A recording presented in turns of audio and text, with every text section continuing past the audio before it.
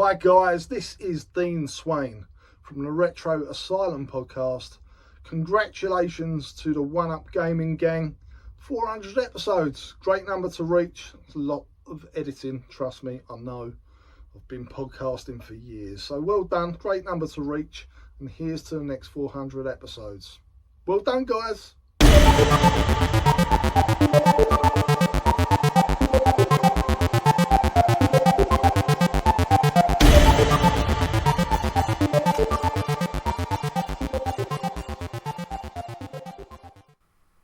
Hi, David here, One Up Gaming. This is the One Up Gaming podcast, episode 416. And yeah, we've got 7 games to talk about. We've got the 10 minutes of nothing to talk about a little bit later. So as always, we're sponsored by Games Inspired Music. It's an album available now. You can buy it, stream it, and 20% of each sale will go to the Child's Play charity. You can also get our first 100 podcasts available from audiobooksontape.com, and just go into there, search One Up Gaming, find it, and if you buy that, then £1 of the sale will go to the Diabetes UK charity. So that is that.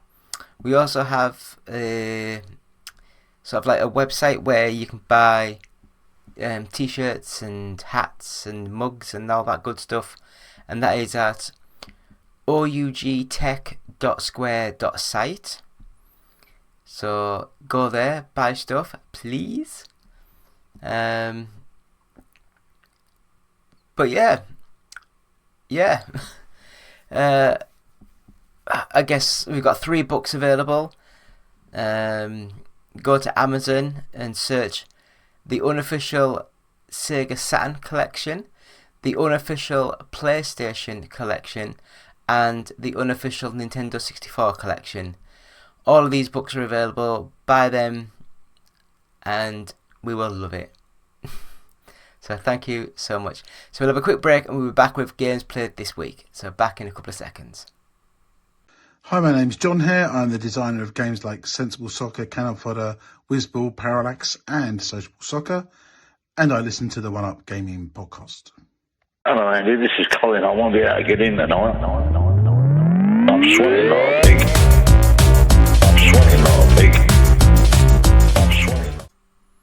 So it's still me, still David, still One Up Gaming. It's still episode 416 of the One Up Gaming podcast. So this is the games played this week. So I'll quickly just sort of say Games Inspired Music album sponsors us as always.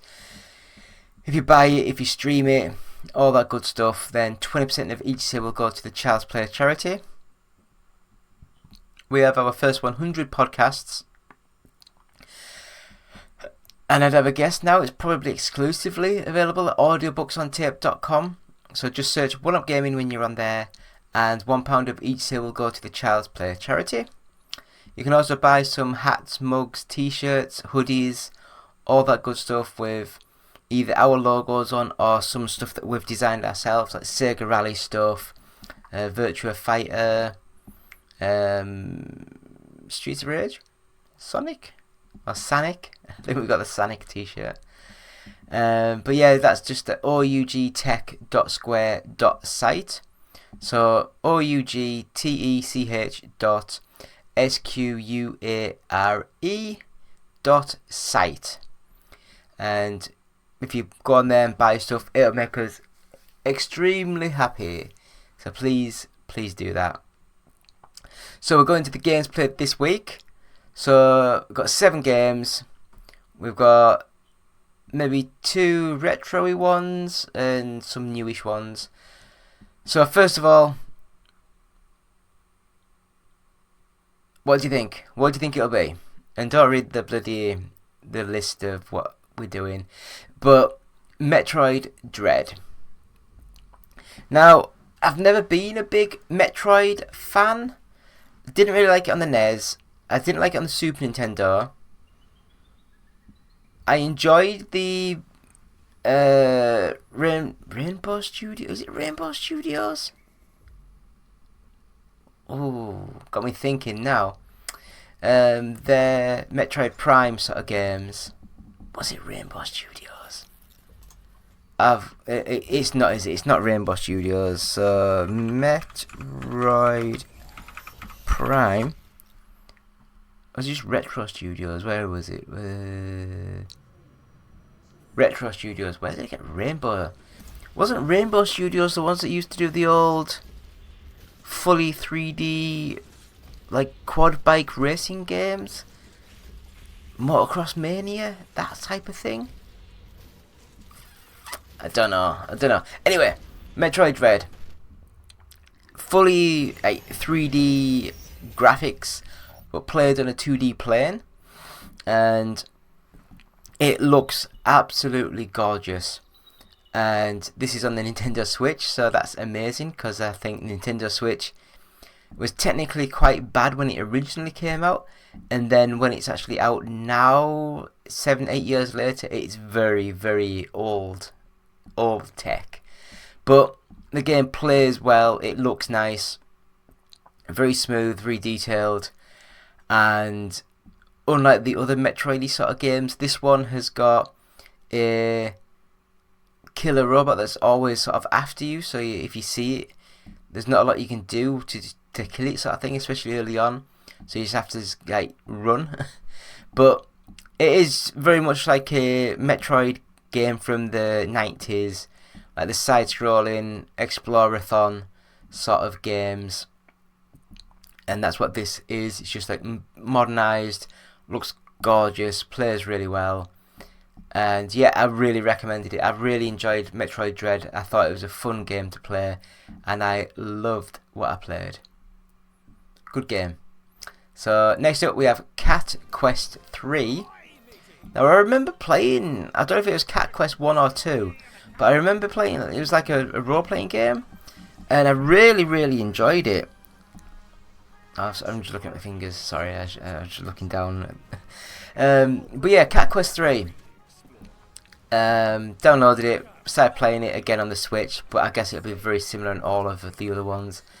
And this one reminds me of a Super Nintendo like role-playing game, kind of, that used the Mode 7 style, where like the whole world map was there that rotated around as you walked on it, and you were like a little tiny dude running around on the full like map of the world. And this one, it's got gorgeous like 3D graphics and very simplified, kiddified looking game. Tiny little cat sort of, I can't remember if it was a sprite or not, but like tiny little catty thing. And yeah, it's a action RPG, I'd have a guess. Very much like the Zelda style, where you just run around and hit things. It played really well. I really enjoyed it. I would love to get more into the game and see where things go, see what actually happens later on in the game. But my time is very limited. Work takes up a shit ton of time, and when I get home, it's put your feet up and relax and just die. So I don't really get that much time to sit and play. But yeah, Cat Quest 3, it's another one. It's probably cheap as chips now, but it's still a fun game to play, so I'd recommend that. Next up, we have probably one of the best versions of this series, and that is Mario Kart 7 for the Nintendo 3DS. It played amazingly well. It looks amazing. It's so well done. Graphically, it's just locked. You know, the speed is just, the frame rates are just locked. It just plays so smooth. And it's got more just more carts, more characters, more updates that you can do to the cars, like the wheels, the actual car itself. You can go on motorbikes, and you can actually get like new wings, because on this game you glide on certain levels, so you get new designer wings. And it's just a really, really, really well made game. It looks great. I know it's for the 3DS, but this is basically what Mario Kart 8 morphed into the Mario Kart 8 Deluxe. So if you like Mario Kart 8 and like to see when it all started to go that kind of direction, then Mario Kart 7, easily one of the best versions of the game. It's just great, a great little game. So next up we have a newish game, and if you have little kids then it might be quite fun, but for me I found it very boring. But it was My Little Pony, a Zephyr Heights Mystery, and it's like your basic sort of standard kiddie platform game.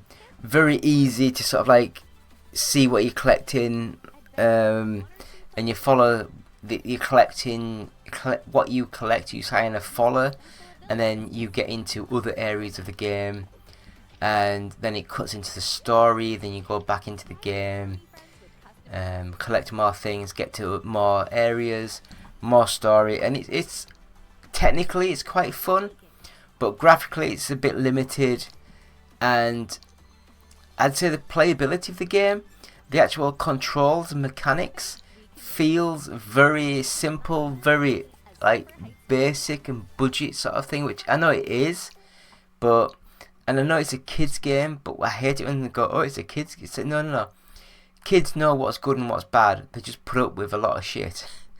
But yes, I can't recommend this. It's not a great game.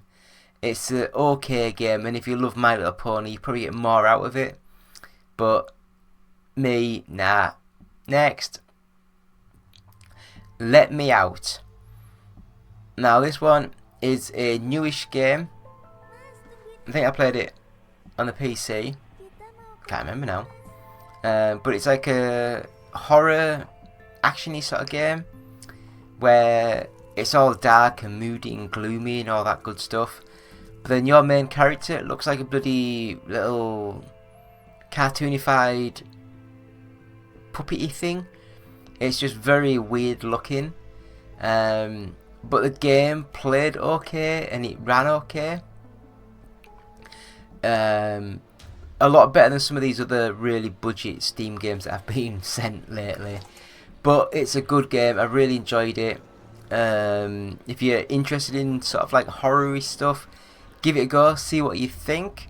It wasn't my perfect sort of game, but it's a good game, so I'd give it a go. Give it a go. If you like dark horror with a mix of kidified graphical style, give it a go.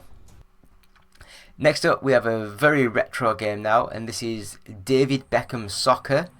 I think this was on the PS2, this version I played. I know I had it on the PS1, but this one on the PS2, it looked a little bit better, had a bit more animation, had a bit more detail to the characters and all that good stuff. But the passing felt a little bit iffy, and the movement of your characters again felt a little bit iffy. And back in this sort of time, you had Pro Evo Soccer and at a push FIFA, which wasn't great on the PS2 sort of thing. But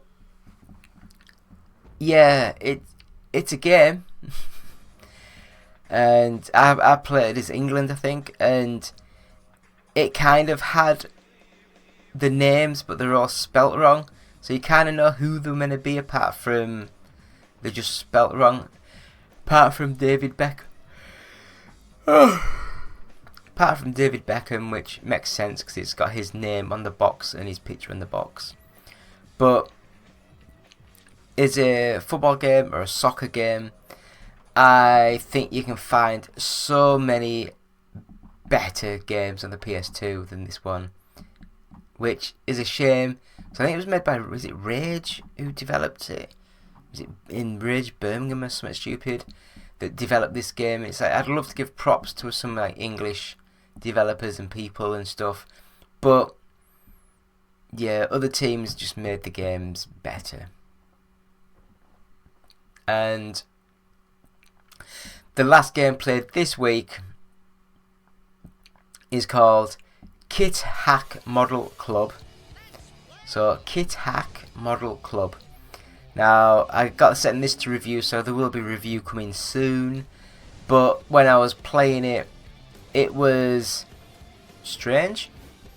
It's kind of like do you know the space program? I can't remember what the hell it was called now. Where you develop your own space dudes, ships and things in launch. This is similar to that, but it's model kits.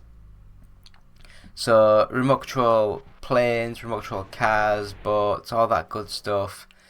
And you build your models, and then you can take it out and use you press like, I can't remember, was it E or F or something that brought up the controller, and then you could just, as if you were using the controller to play with a real radio controlled sort of device. And I actually quite enjoyed it. I think the training level in the first sort of level is like a plane, a little tiny model plane that you add things to the back to actually tilt it up and down. And it was just fun. It was just fun to actually build the stuff and then to go out into the 3D world and actually play and fly. I really enjoyed it. I thought it was a good game. So if you're interested in all that good stuff, it's kind of a bit realistic, but the handling and physics are a bit more what I would say arcadified. But it is a fun game and I really, really enjoyed it. So KitHack Model Club, good little game, and I'd easily say it's probably the best make your own radio control playing game I've played. But yeah, there's the cars, there's other bits about boats, all that good fun stuff that are later into the world as you get better in the game. So I will say for this week, the game of the week is Metroid Dread. So I really enjoyed that. So that is the game of the week for games played this week with the One Up Gaming Podcast, episode 416. So yeah, that'll do for this week's show. If you're sticking around, then please, we'll have the 10 minutes of nothing after this quick advert. So thank you. Goodbye. Hi, I'm Lucy James, and I listen to the One Up Gaming Podcast. Hi, I'm Matt Kapp, the lead artist on Binding of Isaac Rebirth and the creator of Castle in Darkness, and I listen to the One Up Podcast. Up next on the One Up Gaming Podcast is 10 minutes of nothing. Will it be the team talking about nothing or a guest interview? Stick around and find out now. It's 10 minutes of nothing. Yeah, 10 minutes of nothing. Still David, still One Up Gaming, still episode 416 of the One Up Gaming Podcast, and this is the 10 minutes of nothing. So if you don't know, I introduced the 10 minutes of nothing, so when we're doing like news or reviews or chats, or even just talking random about movies and games and all that good stuff, I decided to bring a segment called 10 minutes of nothing, where we start talking and then we have a 10-minute timer, and basically when we have that 10-minute timer going, it just stops us from waffling on for 2-3 hours, which we have been known to do. And it just helps us rein in the chats and the talks. So yeah, so we have a maximum of 10 minutes before the timer goes off. I've got to start yawning. I'm tired, really tired. So this week's show, well, I guess first of all I'll start the 10-minute timer now. And this week we're going to talk about England. So if anyone doesn't know, Gareth Southgate left the England football team, and the guy who was running the under-21s team, Lee Carsley, he's stepped up to become the England manager on an interim sort of basis. I will say I've really enjoyed his first couple of games, and I know, yes, the two games, one was against the Republic of Ireland and one was against Finland. So both teams are not the best, without trying to sound snobberish and all that crap. But it's true. The two teams that we've played were not, like semi-final caliber teams. But we won the first game against the Republic of Ireland 2-0. First half they played really well, and then second half I think they just knew they'd won and just sat back and let them come at them and then just defend. And it was a bit rubbish to watch, to be honest. And the game that I just watched a bit ago was England v Finland, and I will say Jordan Pickford in goal. I don't rate him as a goalkeeper, but he hasn't done that much wrong for England, so for that I'll say yeah, he's alright to stay. So the two centre backs that they had in this game was Konsa and John Stones. So is it Ezra Konsa? He plays for Aston Villa. So the last couple of years he's been really, really good. So it's nice to see him playing. John Stones, everyone knows John Stones, was at Everton, got sold and bought by Man City for about 50 million, I think it was. About 5 years ago now, maybe. Left back, England at the moment, they've not had a left back consistent player for a while now, because all the left backs that they've had, they're either injured or just they're not playing for the clubs anymore, so it's hard to pick. And I never even knew this, but we had Rico Lewis play at left back, who does play for Manchester City, but he's just like a young 20-year-old starting off. So we'll see what develops of him. But he looked good, he looked busy. He was getting up and down and tackling well and defending well and getting up to help with the attack. So that was really well played, Rico. He won't listen to this. Right back, and I do think that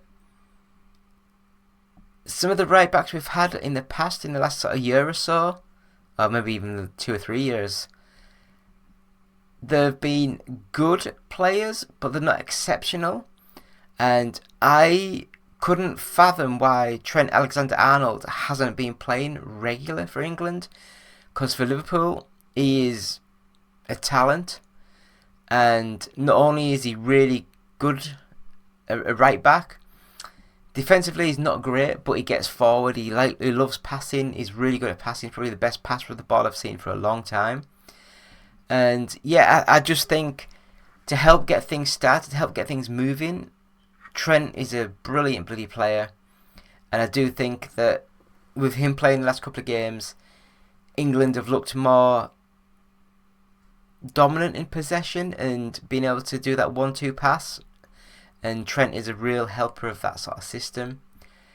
Two centre midfielders, Declan Rice. Everyone knows Declan Rice, amazing world class player, and just because he plays a deeper role doesn't mean he's just a defensive midfielder. He is so good, he can help with the attack, he can spread the ball around, and yeah, he's just great. Great little player. We had a debut start in centre midfield, and that was Angel Gomez. Now this player used to play for Manchester United, and he left on a free transfer a couple of years ago now, I think. And he's at, is it Lille? I don't know if it's Lille or not. Yeah, plays for Lille. So he left Manchester United and went to Lille, and he's been playing there. And when he was at Man United, he was playing as like a number 10 role, just behind the striker. But Lille have got him playing just in front of the defence and doing more of the what you would call like the playmaker sort of thing. So he like gets the ball and does like really nice passes and keeps it moving. and he looks so busy. He's never stopped. He just runs around all day. So yeah, really positive signs from Gomez. Bukayo Saka, you know what you're getting with him. He's a bloody good player, but the last few games for England's not been the best for him. Today he played a lot better than he had done. In the number 10 role, we had Jack Grealish. Again, he's another brilliant player, but because he's not playing massively well for Man City, then he's just lucky to get into the England team. I do think there was a couple of England attacking midfielders who pulled out injured, so that's why he was in, but he did play well, so that was good. On the left wing, Anthony Gordon. I don't know why he hasn't played sooner. If I was England manager and you had Harry Kane up front, who is a bloody brilliant finisher, but he hasn't got the pace anymore, then I would want Saka and Gordon on either side of him to give him legs, if that makes sense, because Gordon has got pace to burn. He is an amazing player. So yeah, I think with Saka and Gordon could really cause problems going forward for England. And tonight was Harry Kane's 100th cap for England. He was wearing golden boots for his golden cap celebration, and he got 2 goals. First goal was bloody amazing. He just put his head down and put his foot through it, and it just hit the underside of the crossbar and went in, middle of the goal. Amazing. Second goal, midfielder passed it back to Alexander-Arnold, then he did the through ball back to the midfielder, who passed it in to Harry Kane, and he just slotted it in. Great goal, great teamwork, and yeah, England are doing really well. Now, a couple of things that are going to be a bit weird. Jude Bellingham, he's injured at the moment, so he's not been playing for the last couple of games. He's a bloody good player, but I hate saying it, I do think that England as a team might play better without him. And then we've got Phil Foden, who again, in Man City where he plays, he is world class midfielder. Absolutely world class midfielder. But they play keep football, pass and move. Whereas England today was different because they had like 80% possession just about, which is almost unheard of especially for England. But I mean, like they finished at 79% possession, which is really good. So, but England normally played all men behind the ball and just tried to break, and that's not Phil's game. So I think if we play more like we were playing tonight, then Phil Foden could be a superstar for England. It just depends on how they try and do things moving forward. So that is the 10 minutes of nothing, just about. Got like half a minute left. Talking about England, and I've been impressed. I think they're playing with more authority. They're playing with the ball better. They're passing and moving so much better. And they just seem to have an end product. And although it's 2 crap teams have played, they have played really well in those 2 games. So that is the 10 minutes of nothing. So I will stop the timer. And yeah, so great. We've done 10 minutes of nothing. I don't know what I've said or what I've plugged. Have I plugged anything? Go to our website, ougtech.square.site, where you can buy hats, hoodies, t-shirts, not just our branded logo defied. I don't know. But you can also buy other things we've designed, like the Sega Rally t-shirt, the Boosteroid t-shirts, got a couple of them. So if you're interested in anything, just go onto the website ougtech.square.site and have a look around, see what you like, and please be kind and buy. So I'll just say that's it for episode 416 of the One Up Gamer podcast. This is the 10 minutes of nothing section. So we'll have a quick break and we'll be back with the goodbyes. So thank you. Back in a few. Guys, I'm Dave from Dave Chats Games, and for all my gaming chat, the best around, I listen to the One Up Gaming podcast. Hey y'all, this is Bob. I used to be one of the first members of the One Up Gaming team. I used to write reviews, edit them, and share stories on general gaming news between 2013 and 2015. And that's why I was super excited when David asked me to be part of the 400th episode of the podcast. Look at how far we've come. I can't wait for what's next for One Up Gaming. And hey, I'll always be a part of the team. Take care, y'all.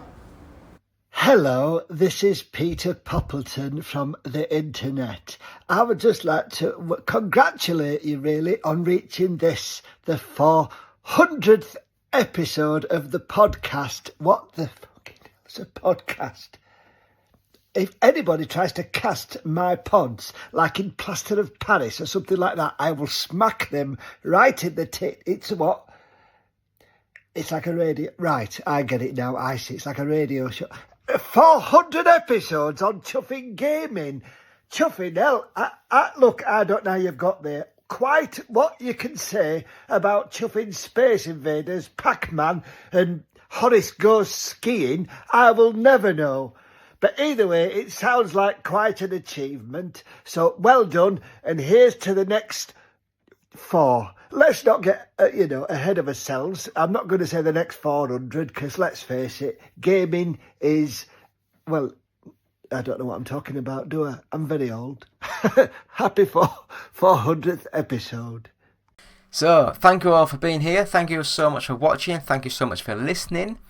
Please go to our website, which is oneupgaming.co.uk. You'll find reviews, news, features, all that good stuff on there. We have our site now up and running, ougtech.square.site. Buy t-shirts, hats, hoodies, beanies, mugs, cups, speakers, loads of random stuff. Our main sellers are the Sega Rally t-shirt, and that's been one of our biggest sellers. The Gran Turismo t-shirt also sells really well. But yeah, please check it out, have a look on there, see what anything you like.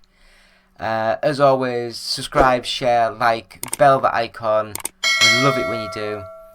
And we would love to have comments on our videos. I will reply to any comment that's not stupid.